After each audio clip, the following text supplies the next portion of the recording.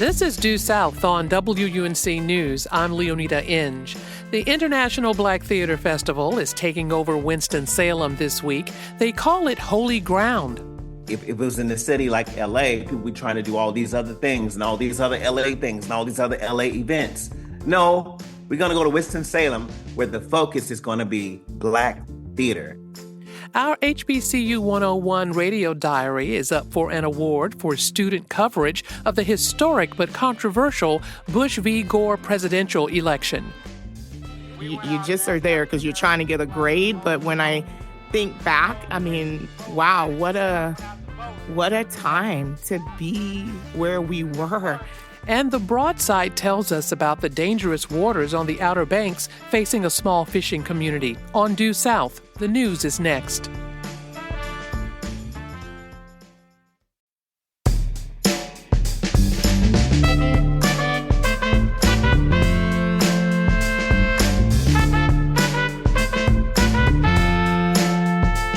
From the American Tobacco Historic District in downtown Durham, this is Due South on WUNC News. I'm Leoneda Inge.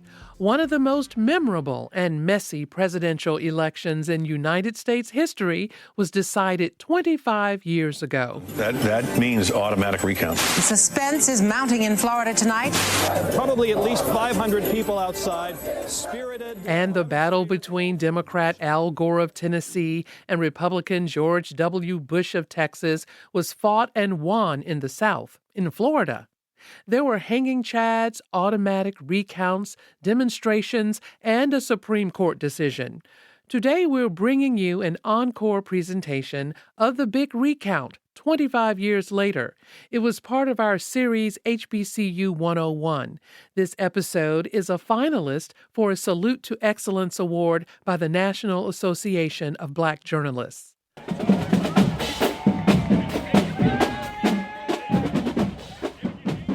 Florida A&M University sits on the highest of 7 hills. As the saying goes, on a good day, you could walk up and down one of those Tallahassee hills from FAMU to the state capitol building. And close to the Capitol is the Florida Supreme Courthouse, where nonstop demonstrations took place during the historic Big Recount of 2000. Good afternoon, my brothers and sisters. We come this morning because it is our right to come to be about our Father's business. We come to say to America that every vote ought to count. Every vote must count. At this time, we believe in the power of prayer. Reverend Master will come and lead us in prayer.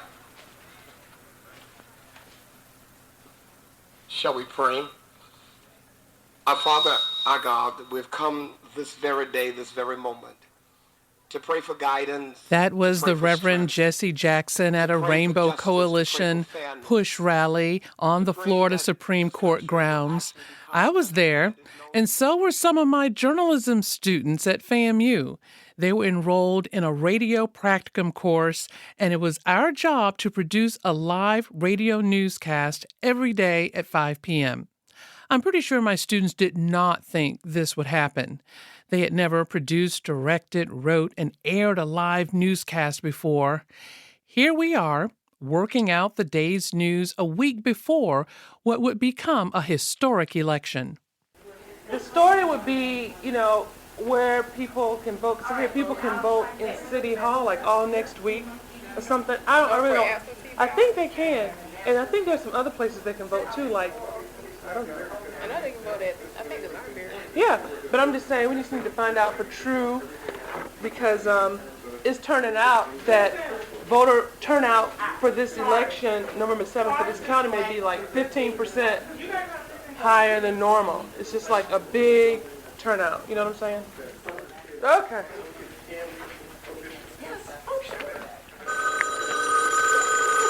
Y'all looking scared. Newsroom. I'm in the studio with one of those students from 25 years ago, Cara Palmer Smith, a fall 2000 graduate of FAMU. She's joining me from WFSU Public Radio in Tallahassee, Florida.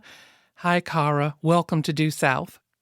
Hi, Professor Inge. Thank you for having me. Oh, you sound so sweet. You sound just like you did in class. Oh.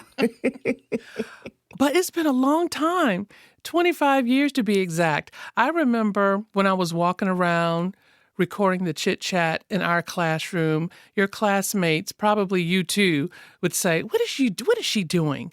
Why is she recording this? Why is she recording us? Were you one of those people? I was. Did you think it was weird that I was doing that? I did. Car is crazy. Why do you have to put the That's mic down? because you and Tiffany yesterday, you guys were about to drive me crazy. When? It's the Oh, It's the ACA, y'all. No, it ain't. It's not. Because Can you your focus first on me? sentence should really stand alone. It's homecoming home- 2000. Okay, It's go ahead. homecoming 2000 at Florida A&M University. Make it a profound sentence. It's the first sentence that comes out of Kara's mouth. But see, you all didn't quite understand. I had been in radio a little while. I was a little bit older and wiser, and I just, I have to record everything, or at least I try to. Yeah, I'm so happy you did because that is going to add to this history that we all remember, right? That's right. What do you remember about that class? Because when the semester started, it was just a regular radio practicum class, and we had to put the news together. I think everybody was more focused on, what are we going to cover during the homecoming football weekend and stories like that. And then all of a sudden, wow, a big election was upon us. Yeah, absolutely. I was very excited to take the class. I knew that it was one of the last courses that I would take before walking the stage of graduation, and for some reason, I was extremely excited about the class. And then when I found out that you were going to be the professor with all of your experience in radio, I knew that would add value to what I would learn that semester. And boy, I never thought that I would learn all I did, particularly with the elections happening as well. So what did you learn? I remember it was so many of you all that I said I have to divide and conquer. I have to divide and conquer. So I needed some students to keep up with the news and service like directors, and I needed some students to be reporters and some students to write and produce, and I needed some students to always be prepared to anchor the news. I mean, ready to run down that hallway. Don't you remember? We would be running. Oh, yeah, running down the absolutely. hallway to get there by 5 o'clock. So what did you do? I remember, and of course it was 25 years ago, but I remember dig deep, Cara, dig deep. I know. I do remember being at the Capitol because I was one of the student reporters who was sent to the Capitol. And we thought it was going to be, we didn't think we were going to have to be there all night, which is essentially what ended up happening. And so my job as a student reporter was to be there along with all the other professional journalists to get the story, to get the news as it was happening. And so I remember having to dial back in to the station to give updates of what was happening. And it just was not really much happening in terms of I know at first election it was. results. No, nobody wanted to call the election just yet. You know, it was too close. One thing that I definitely do remember is when I would try to send students, to stand outside the Supreme Court or, stand outside on the Capitol grounds because it was a circus out there. Mm-hmm. Some of you guys would say, well, what am I going to do? Who am I going to interview? I don't know. And I said, you don't have to do anything. Just hold the microphone in the air. Yes. And you will actually capture some of what was going on in downtown Tallahassee, Florida. Yes, absolutely. And I think we did just that. Will you warmly welcome our friend and brother, Senator Al Lawson.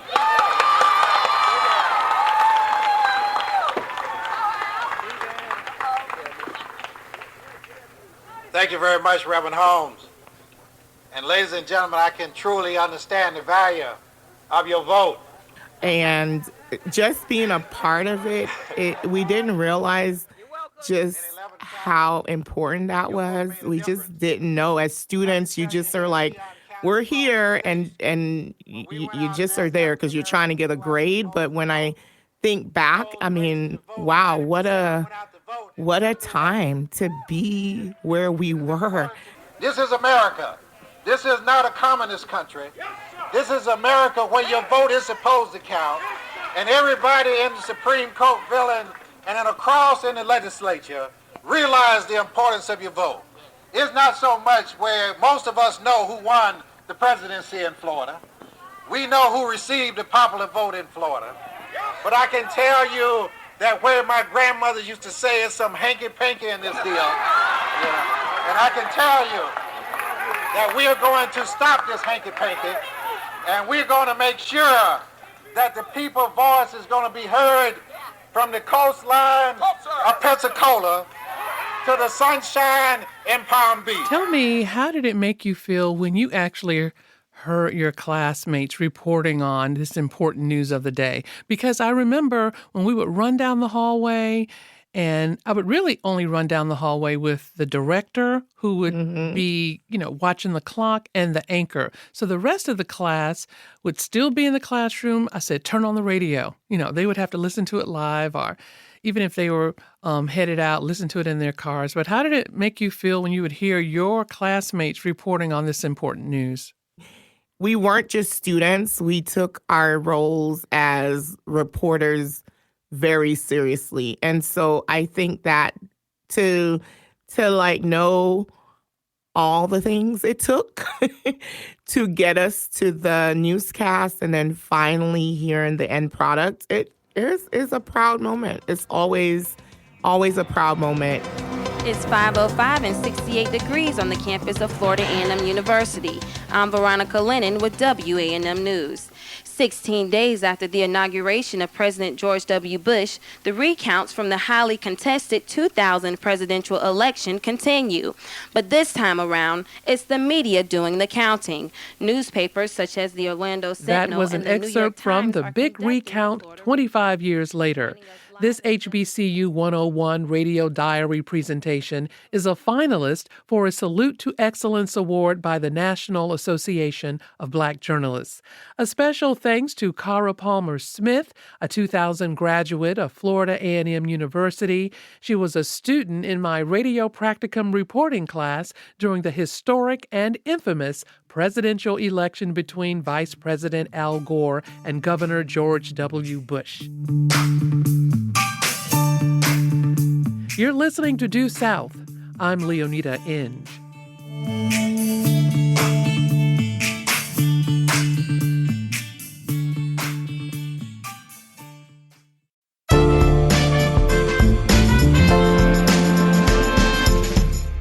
This is Due South. I'm Leoneda Inge. It's that time of year again when downtown Winston-Salem, North Carolina, rolls out the red carpet and channels Broadway as thousands descend on the city for the International Black Theater Festival. Winston-Salem? That's where you have the National Black Theater Festival? The National Black Theater Festival? Winston-Salem? It don't make no sense. No, it's not supposed to make sense, man. It's supposed to be done. This is what makes our country so incredibly powerful. These are the things that we are to celebrate, all Americans. Black theater is a bird spiritual theater. We're bird spiritual people. And I think that actors and people who want to come here but don't know how to get here. And we do all we can to let them know, but they want to come. People say, you need to have something like this out in California. I said, no, we don't. I said, because it would not work in California. That was an introductory clip from the new documentary Holy Ground, which will premiere at this year's festival the last week of July.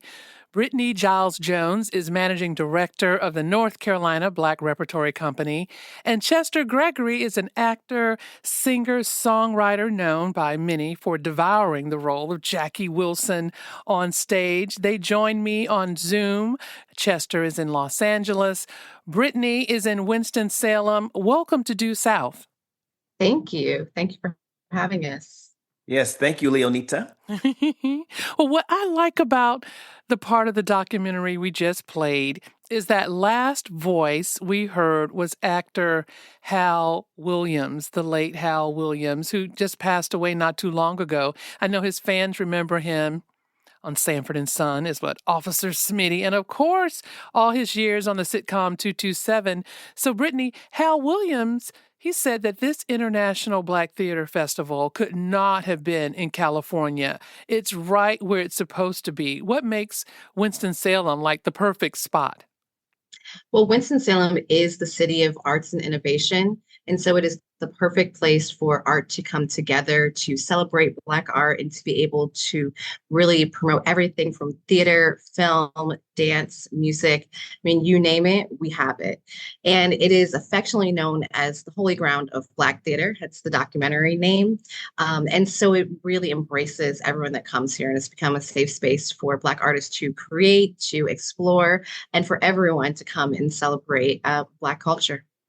And I know, I guess every time they have this festival, every other year, more and more people come. They're finding out, like, we have to make it to Winston-Salem. Man, there are going to be more than 100 theatrical performances this year, including, main stage productions and some stage readings. I hate to even ask what you were looking forward to, but I must say I was pleasantly surprised to see that there would be 3 August Wilson productions. Yes. I mean, Joe Turner's come and gone, Fences and Jitney, but was Hal Williams supposed to be in Fences? He was not supposed to be in Fences. We are bringing the cast back from our 2025 run that North Carolina Black Repertory Company produced. Okay. Hal was going to be one of our special guests here. You'll see a number of special guests throughout the week, and is, a longtime family member of IBTF. Okay. So what are you looking forward to? I think that I am most looking forward to seeing the new companies that are coming in, seeing some of our college students. We have the Fringe Festival. And so I'm a huge advocate of HBCUs, and I'm really looking for that to happen. We really have something for everyone of every single age. And so how we can embrace our youngest theater goers to our most seasoned theater goers.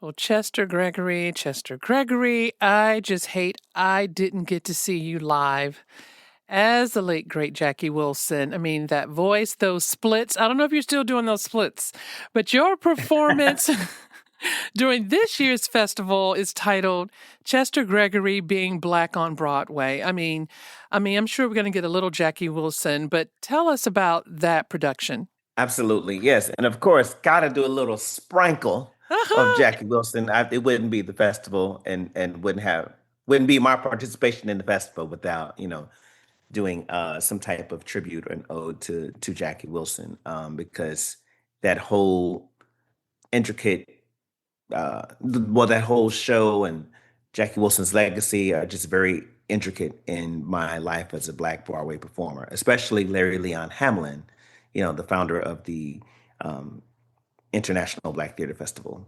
So what Being Black on Broadway is about, it's really a love letter to the festival. So being a Black actor on the Great White Way, having performed in multiple productions, all principal roles in over 10 years. I remember you in Motown, the musical. My son really he really enjoyed that. Yes, thank you. And oftentimes playing like the Black person, in the show and what that means. And so for the first time ever, I'm sharing what that journey was like to, stand up to the microaggressions, to the racism, and really standing up for, my integrity as a Black artist. And also how, when I was going through that, the ups and downs, the peaks and valleys of Broadway, I would also come back to the festival and recharge, and how instrumental that was to my life as a performer. So, yeah. That's a remarkable statement and journey, because I think that's one main mission of this gathering. Of course, is to entertain folks like me and people of all backgrounds and people who love the arts, but also to rejuvenate because our voices and our presence haven't been welcomed on all stages.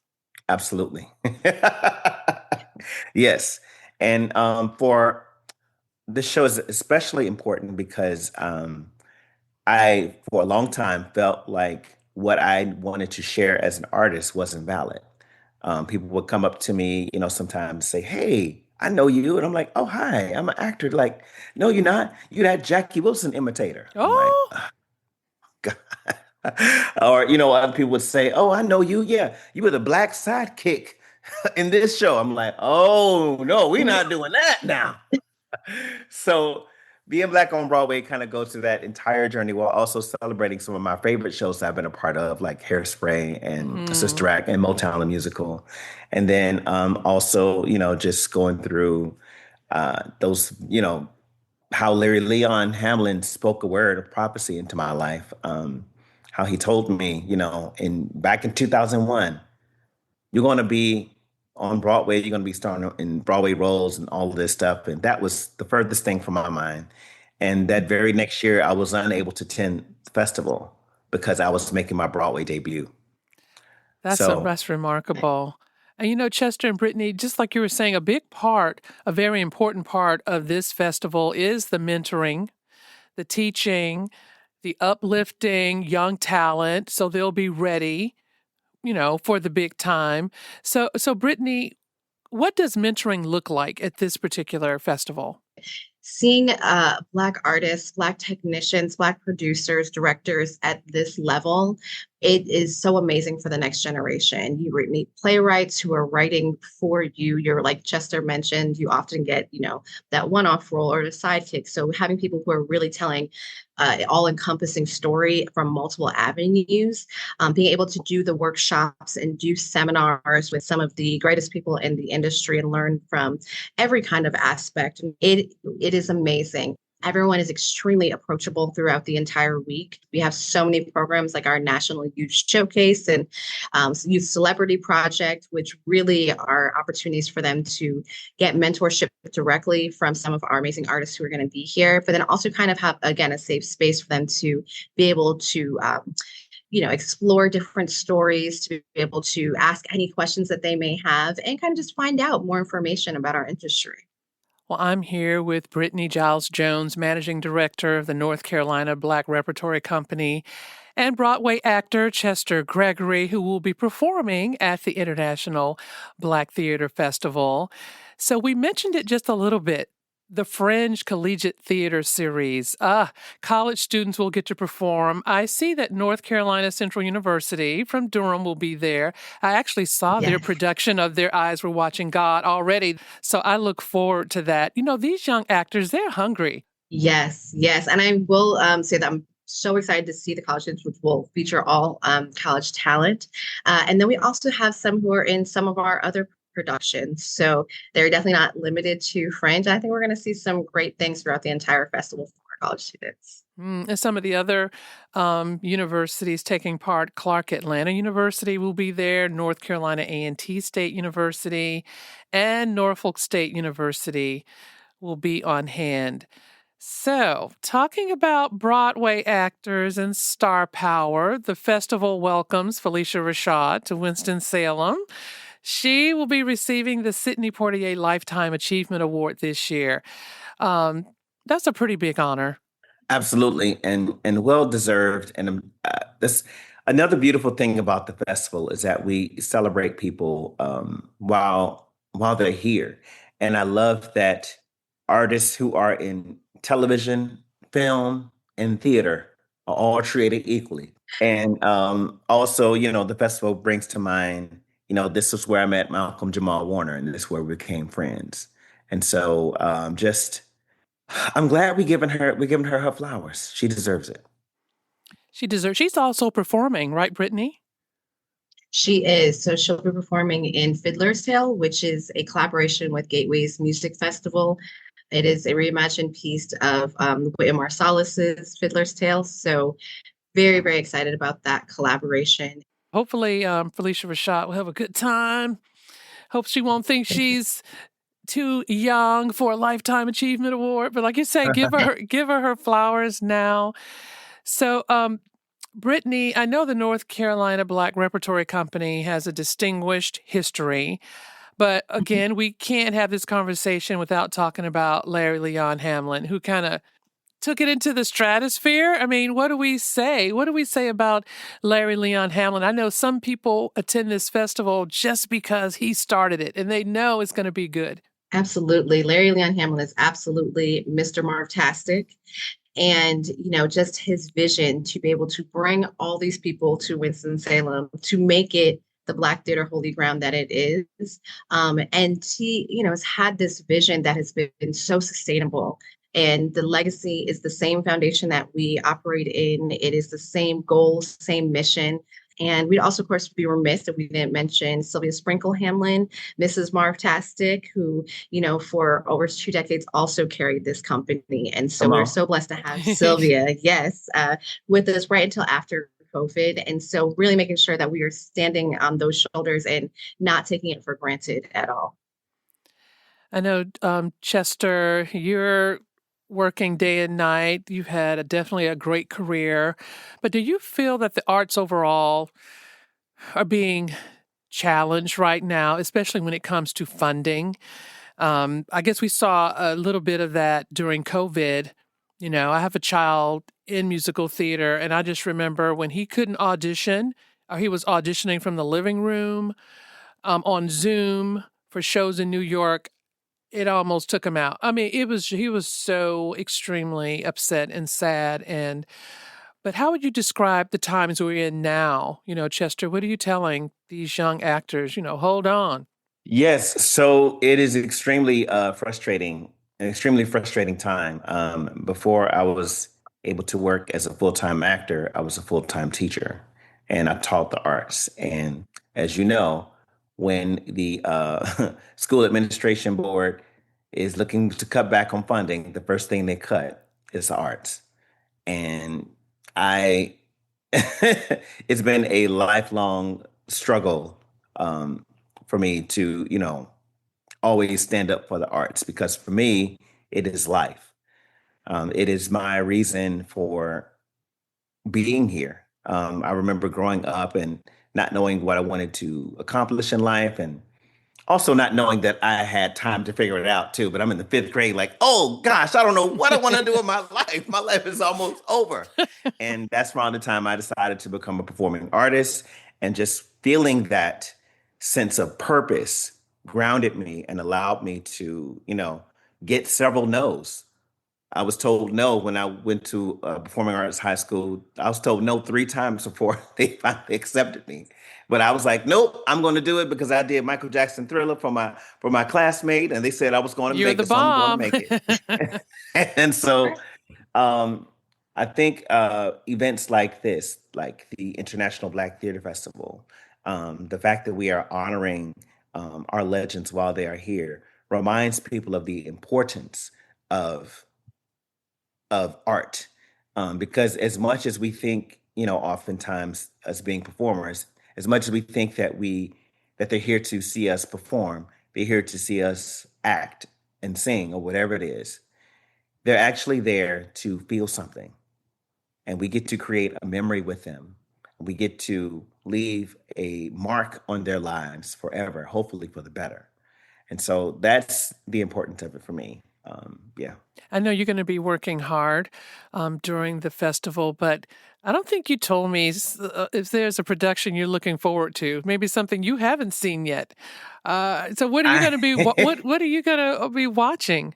I actually, my schedule is crazy all week. So I have the gala event, and then I have the show the rest of the week. So I won't get a chance to see anything, but I'm looking forward to connecting with not only my fellow producer, actor, director, Black artist friends.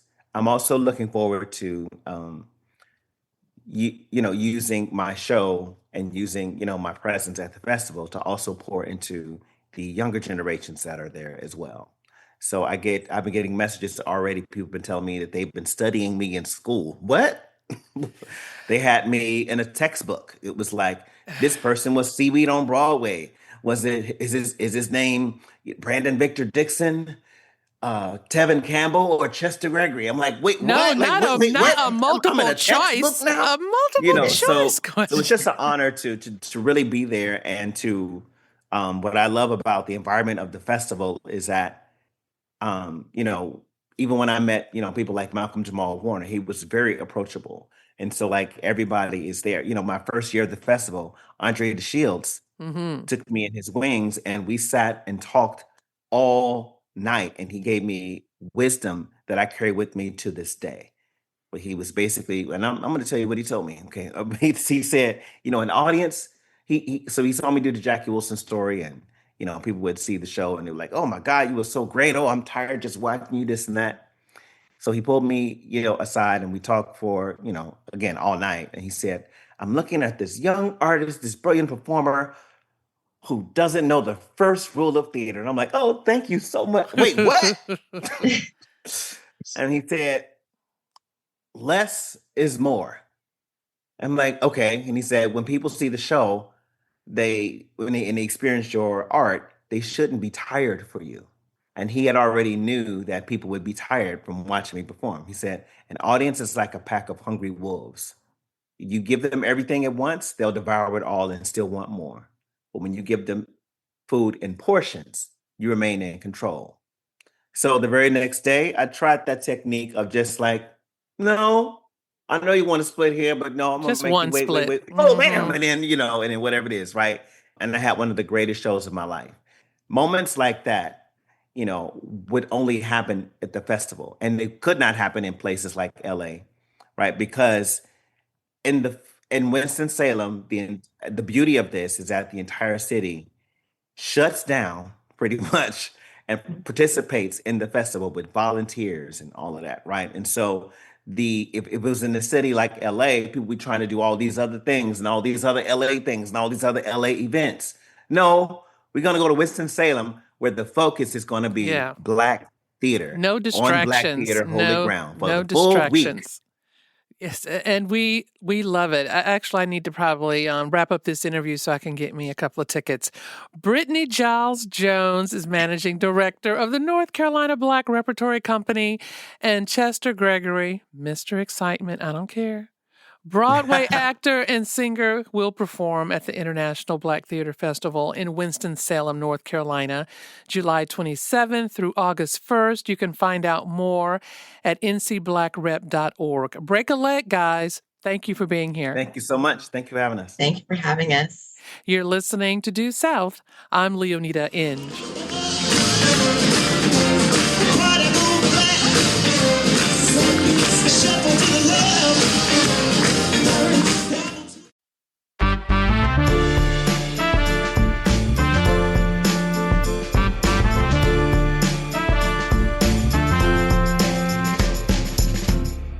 This is Due South on WUNC News. I'm Leoneda Inge.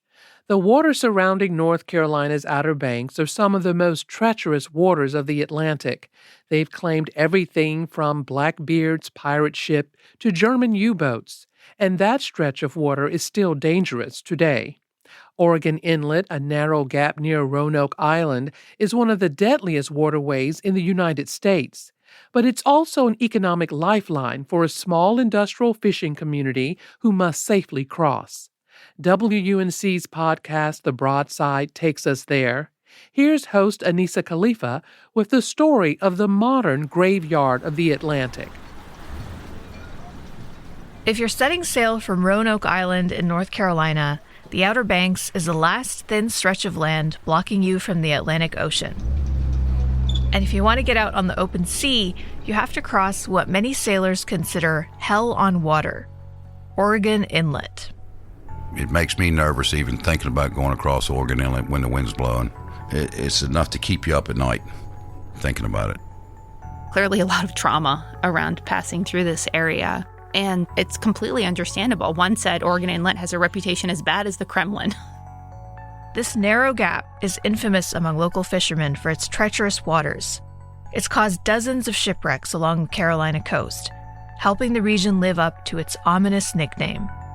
The Graveyard of the Atlantic. I'm Anissa Khalifa. This is The Broadside, where we tell stories from our home at the crossroads of the South. This week, North Carolina's deadliest body of water, and how local fishermen are navigating its risky depths.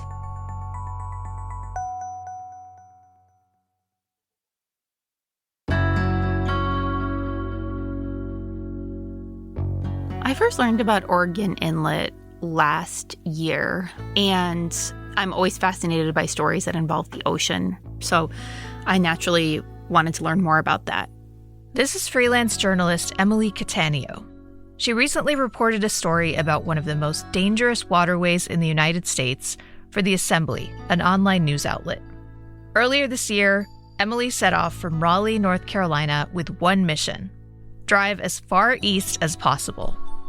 So if you drive from Raleigh east towards the Outer Banks, you will hit the Whalebone, which is the intersection where if you turn left or north, you'll head up towards Nag's Head and Kitty Hawk and Kill Devil Hills and eventually hit Currituck and such. But Emily turned right. If you turn right, you'll be heading south onto the part of the Outer Banks that's really just like a narrow strip of sand, and you will eventually hit Oregon Inlet. And that was her destination, Oregon Inlet. It's a narrow pocket broaching the coast's barrier islands that's menaced communities along the Outer Banks for generations. The area has had a really bad reputation as a very dangerous area for seafaring, basically since first contact, since the beginning of British colonization of North Carolina. And the reason for that is there are constantly shifting shoals around the Outer Banks. And, you never know if you're going to have a clear passage with your ship or your boat, or whether you're going to hit a sandbar. And sandbars can be really, really dangerous for seafarers. Emily says the inlet's shifting shoals have routinely caused boats to get stuck or even capsize, often putting sailors in serious danger. 27 deaths since 1961 in the inlet. One fisherman I talked to said he knows personally of 12 to 15 boats that were lost there. What makes these waters so dangerous? Like, what is actually happening here? The inlet, originally, it was like, this is great because it's an easy way for the fishermen to get through the barrier islands. Instead of previously, it was all the way from Chesapeake down to Beaufort and Morehead City. There was no way through the Outer Banks until Oregon Inlet was made. And it was formed in 1846 when a hurricane tore through the barrier island and made this inlet. But the issue is that there's sand that piles up and it's ever shifting. And it's really hard to tell, is this channel going to be 4 feet? Is this channel going to be 14 feet? Add in choppy waves, add in dramatic tides, add in winds, and it's really, really difficult to navigate. These dangerous conditions have rightly made Oregon Inlet notorious, but it's only one part of a much deeper legacy. The waters off the Outer Banks are known as the Graveyard of the Atlantic, and for good reason. We have over 2,000 shipwrecks off the coast of North Carolina. That's Molly Trivalpiece. She's the education curator at the Graveyard of the Atlantic Museum in Hatteras, North Carolina. She says a whole host of things have helped create this graveyard. Weather is a big one, or the environment, really. And then there's the pirates. Way back in piracy's heyday, swashbucklers, including the famous Blackbeard, used the shallow waters to hit trade ships that passed through the area. And the faster, smaller ships with a shallower draft so they could get into the shallower waterways that big trade ships could not get into. But it's not just old wooden ships from the 18th century down there. I don't think a lot of people realize that World War II was hit so close to home over here. We've got a couple of U-boats sunk off the coast. They did quite a bit of damage in World War I and World War II, actually. However, there's one modern shipwreck in particular that stands out above them all. It's one of my favorites. So November 2006, what is known as the Chipwreck. So there was a container ships off the coast, and I think it was a nor'easter. They lost a couple of those containers, And one of those just kind of made its way toward shore, kind of washed up on the beach. And as it came ashore, it broke open. And it was full of Dorito bags. Powerful Atlantic storm against a giant ship carrying Doritos. When I showed up, there were people getting boxes of Doritos and the container. So there was just hundreds or like thousands of Dorito bags all along about 2 miles of the coast of the beach. And locals came and just swooped them up before the Park Service even knew about it. Word had spread between all the locals, and they came and just scooped up as many Dorito bags as they could. And, they were still sealed, so they were still good to eat. Yeah, that's incredible. Yeah. There was a lot of Doritos for a while down here. When Emily Catania visited Oregon Inlet, she didn't find any Dorito bags on the shore. But she did come across a group of local fishermen with years of experience navigating these deadly waters. Wanchese is an industrial fishing town on Roanoke Island, and it's a really cool atmosphere. There are different fish houses along the water there, and the day that I went, it was a Saturday. There were a lot of guys hanging out in the fish house. They were smoking, they were talking. Flounders tomorrow and ribbon fish. Gotcha. What kind of fish are those? Those are jumping mullets. Oh, okay. Finger mullets. You'd smoke a pack of cigarettes. Going down there, biting your finger. Look at my fingernails. I mean, you bite your finger. That's a habit that you can't get out. And when you're offshore. I talked to Mark Vrablick, who's the vice president and general manager of Etheridge Seafood. And one of my big takeaways from Mark was how entrenched the stories of trauma in the inlet are in this community. I've seen a lot of boats going out there, and 4 boats go, then the 5th boat goes, and a Hawaii 5-0 wave comes and washes their windows out and destroys everything in their boat. And just the language that he used in talking about these experiences was really striking. He kept calling it spooky. Hope that inlet looks all right. If we can just get to that bridge, I don't care what happens in. I know we're okay, but because we've seen boats upset, we've seen people drown. They all had horror stories. Every single one of them had a tale to tell. I have a lot of experience with Oregon Inlet.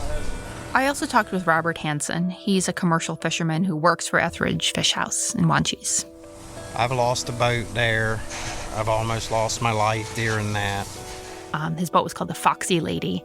And on Thanksgiving in 2001, his boat rolled upside down and he spent 25 minutes in the water, which in November on the Outer Banks is really cold. I'm sweating right now just talking about something that happened 20 years ago. No, I'm terrified of it. So why even sail through it if it's this treacherous? The fishermen have to get to work.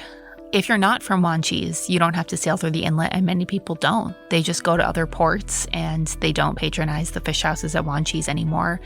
But if you work there in the industrial park on Roanoke Island, there's kind of no other way to get to your job. It's like if you had to drive on a really dangerous highway to get to work. What else are you going to do?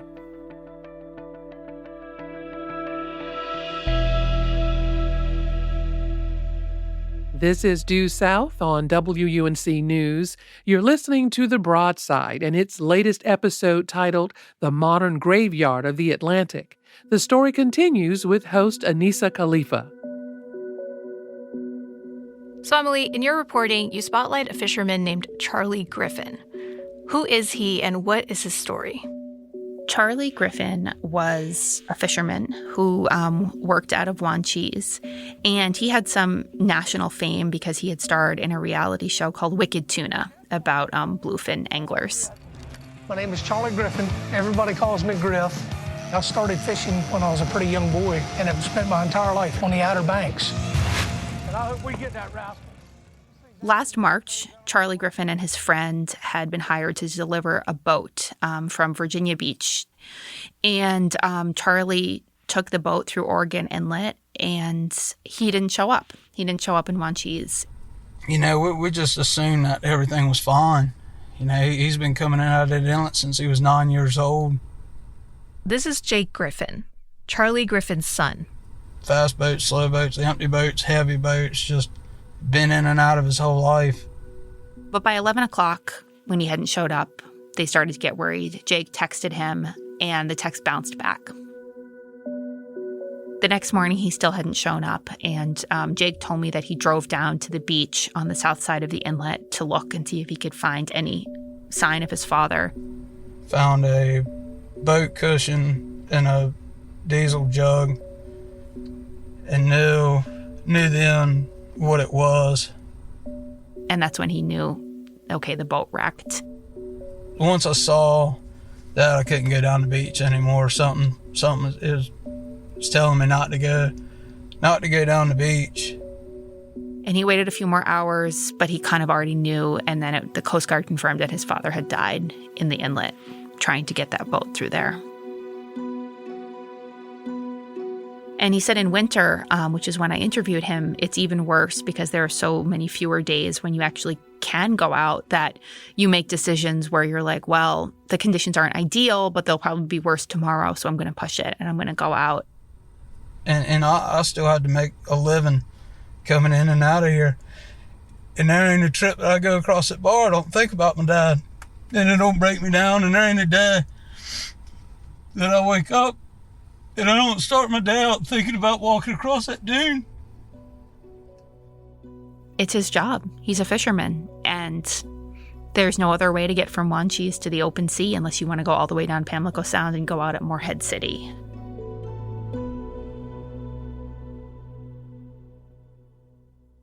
How can you make these waters less dangerous? Have there been any solutions that have been offered? So, the jetty. The jetty is the solution that has been talked about a lot over the past decades, and it is a very controversial solution.